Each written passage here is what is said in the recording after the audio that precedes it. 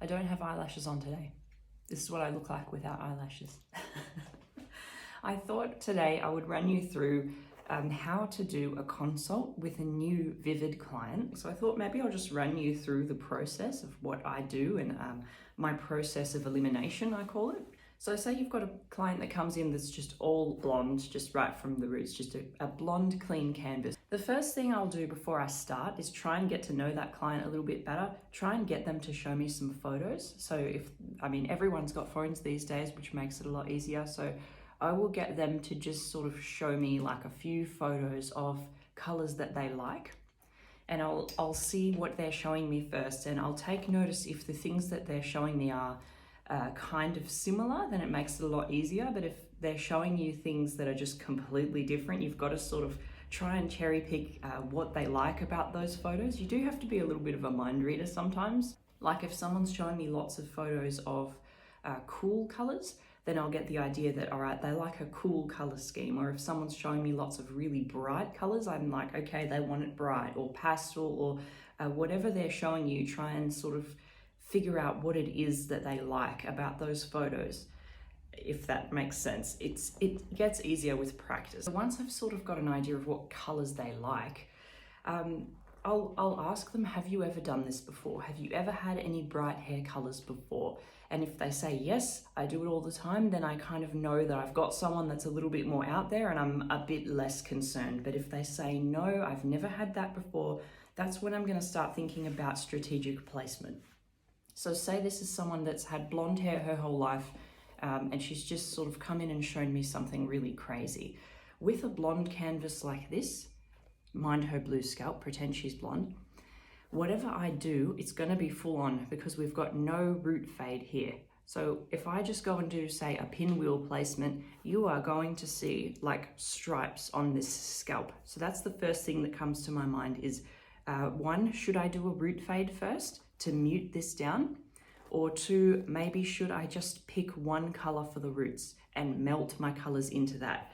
So for instance, if say purple is her favorite color and she wants purple to be the dominant color, I might just apply a purple or a smoky darker kind of purple or a pastel purple, whatever she kind of likes, to the roots. And I'll keep all the roots that one color. That way, no matter where you part it, you're all going to be purple.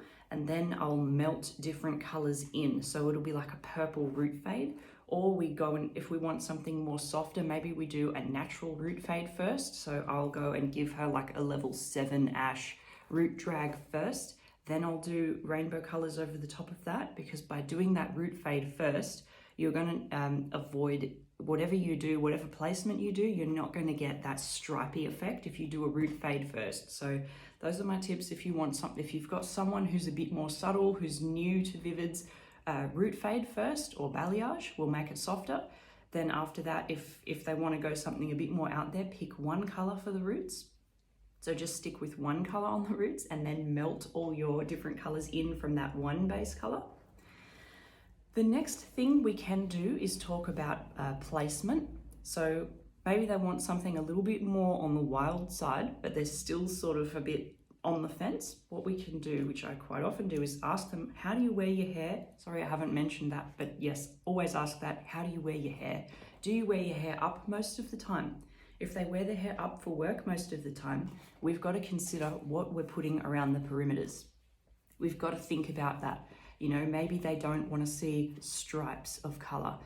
And a strategic placement that we could do to avoid that is, we'll take, all right, this is where she wears her hair most of the time. This is her part. So I'm going to take this section of her parting where she always parts her hair. It's not the neatest sectioning, but say, okay, that's where she parts it. And I'm going to take around the side of her face too, because she wears her hair up. So I might just take the front. But I mean, you can take more if you want. If you want to take all the whole perimeter, you could do that. So when she wears it up, you know what I mean? But we'll just, for argument's sake, show you the front here. So see what I've got? I've got her part here, just in a small section at the top. And then I've got her sides as well. So these are the parts that like if someone's a little bit on the fence about having a bright color, I'll opt to either leave these out and leave these blonde for her, so that when she ties it up, it still looks the same, and when it falls down, she's still got that little blonde veil, like a comfort zone. Or we could keep it soft. So maybe we could do these just one pastel color, so when she ties her hair up, she's not going to have stripes. So that's like my safety zone, right? I've got these, and I've got the top that's going to fall down and cover everything that I do. So for the rest of the hair here, I'm not too worried about my placement. Maybe I want to do a pinwheel. Maybe I want to just do it like vertical sections. You can go a little bit more way out, because you know that that is staying one color or blonde, and then so is that. So it's going to make the client feel a little bit more comfortable with a placement, you know what I mean? And so that's about it. That's just a few tips that I have for you, and I really hope that that has helped. Just if you just don't know where to start and you've got a new client, hopefully that's a few helpful tips that you can use. So just remember, what we can do if we're a little bit nervous is first root fade with a natural color. Second, we could just pick one color to do on the roots rather than doing lots of different colors, just like a purple, and then melt your different colors into that one base color. Or the strategic placement, which was the through the top, through the sides, kind of like a T.